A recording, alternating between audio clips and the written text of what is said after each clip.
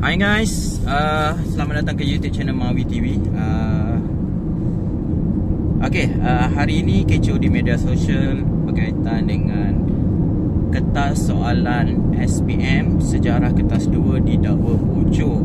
Berdasarkan satu rakaman video yang diambil, rasanya diambil oleh seorang pelajar dan seorang cikgu ni tengah macam bagi tips saat akhir lah sebelum dia nak keluar kelas.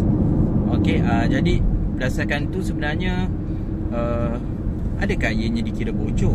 Sebenarnya isu kebocoran kertas soalan ni sebenarnya dah setiap kali kita dengar. Bukan kes yang isu. Isunya dikatakan bahawa kertas soalan tu bocor. Contohnya soalannya sebiji lah, kemudiannya kadang tak bocor soalan, skema yang bocor. Yang dikatakan bocor bukan bocor tau maksudnya. Diwar-warkan sebagai bocor. Dan akhirnya korang akan dapati tak semua isu ni kemudiannya disahkan sebagai kebocoran soalan peperiksaan. Tak kira lah SPM ke, STPM ke, UPSR ke, PTT ke, PTT ke tak adalah, PMR ke. Setiap kali periksa mesti ada isu lah. Jadi benarkah isu kebocoran ni betul-betul berlaku?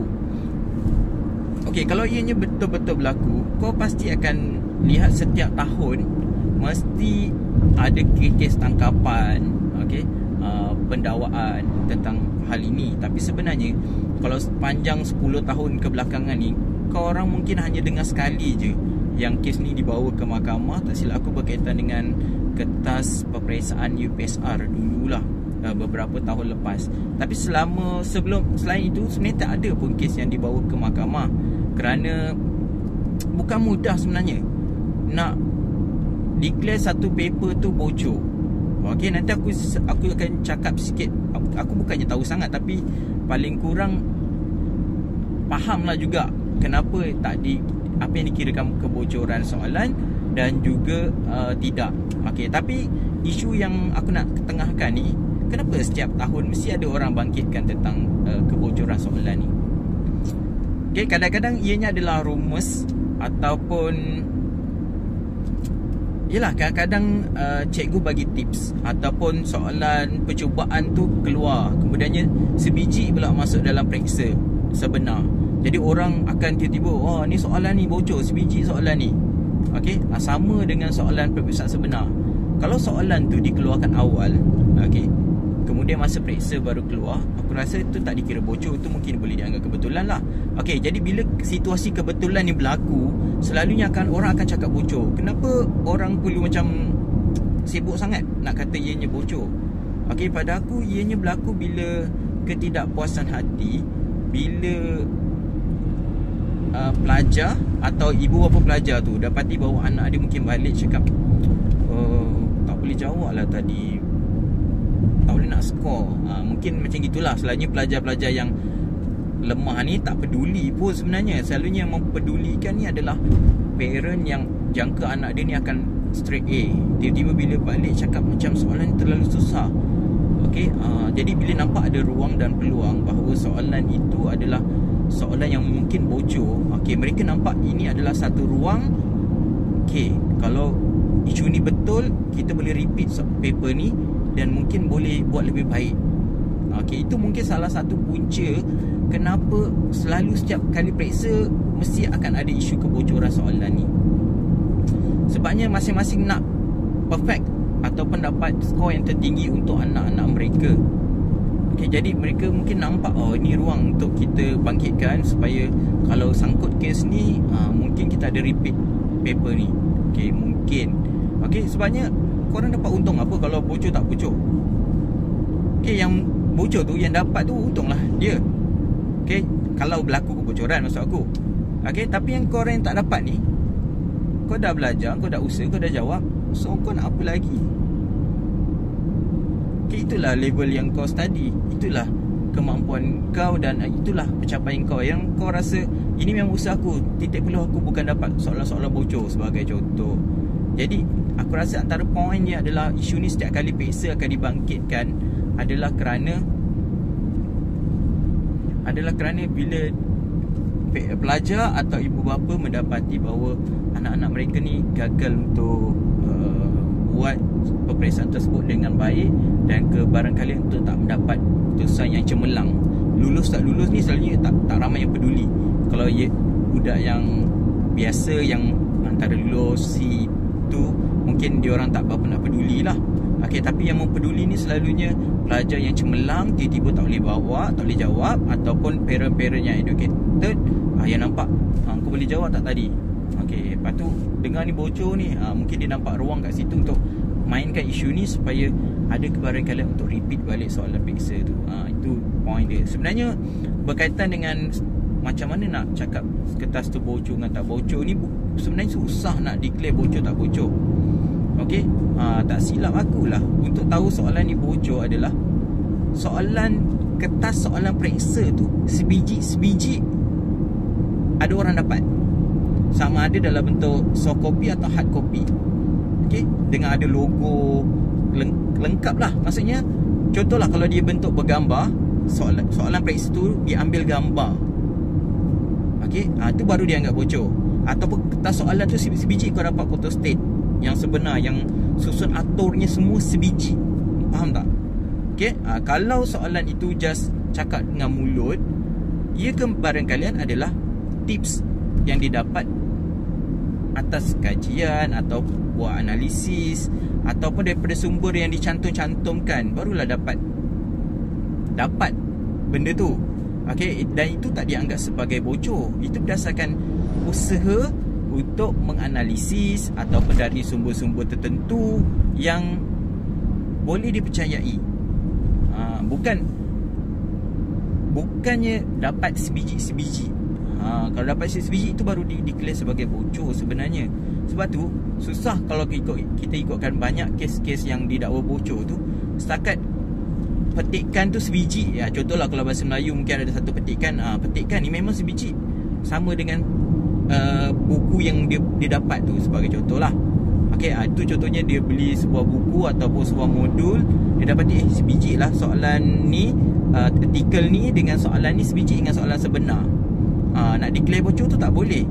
Okey, itu mungkin adalah secara kebetulan. Okey, ianya sama. Okey, bocor ni sebenarnya bila dia adalah layout dia sama. Dia macam gitu. Bukan setakat soalan nombor 1. Contohnya soalan nombor 1 berkaitan dengan pertempatan. Kalau logiknya setakat bagi okey, soalan nombor 1 tajuknya adalah pertempatan. Apa yang dia nak ditanya dalam pertempatan tu? Okey, kalau soalan nombor 2 tajuknya zaman jahiliah, satu bab kot zaman jahiliah tu. Okey, macam mana kau nak tentukan yang mana satu soalan yang masuk dengan tak masuk? Lainlah kalau dia baca, okey, soalan nombor 1, pertempatan tamadun awal manusia. Okey, soalan 1A, namakan 2 nama sungai. Okey, soalan nombor B, macam itu mungkinlah hampir. Okey, sebiji apa yang dia cakap tu sama, mungkin.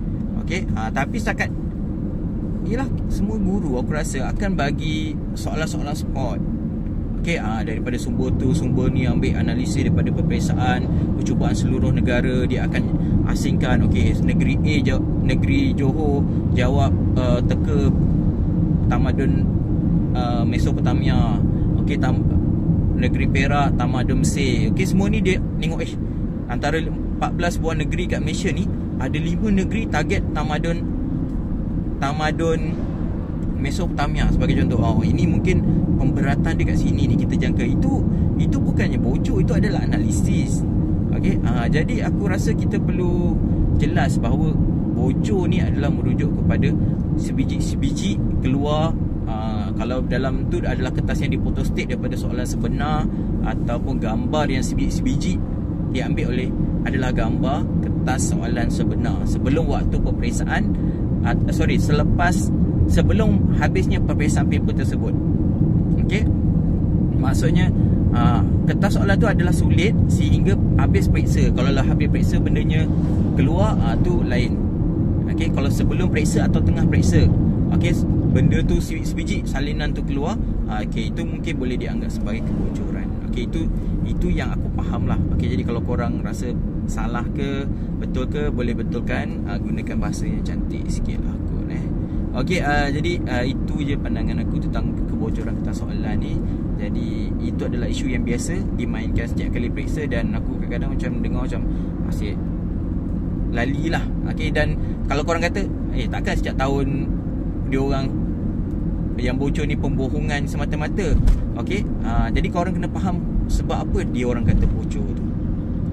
Apa keuntungan kalau soalan tu bocor? Aku nak tanya. Okey, jadi kalau aku dah jawab tadi, keuntungannya adalah bila seorang pelajar ni tak perform, okey, mungkin dia baca lain keluar lain, dan sepatutnya dia adalah pelajar yang straight A. Okey, ini mungkin satu jalan untuk mendapatkan peperiksaan ulangan. Okey, tapi bukannya mudah. Okey, jadi kenapa isu ni setiap kali periksa akan bangkit adalah kerana inilah sebenarnya. Okey, kerana dia ada sebab kepentingan.